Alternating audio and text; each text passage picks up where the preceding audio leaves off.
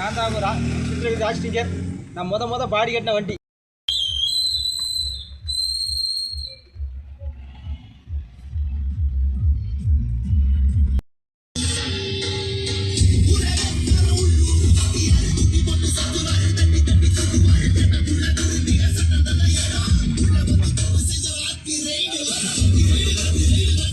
வண்டியில TV woofer எல்லாமே இருக்கும். நான் முத பாடி கட்டின வண்டி.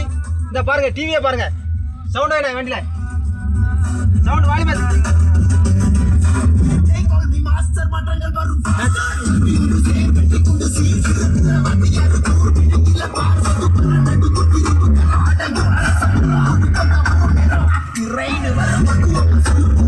பாடு ஒரு நேரம் நாம் பிரசவத்துக்கு இலவசமா வாரேம்மா, உன் பிள்ளைக்கு ஒரு பேரு வச்சுந்தாரேம்மா, எழுத்தில்லாத ஆளும் அட எங்களை நம்பி வருவான்.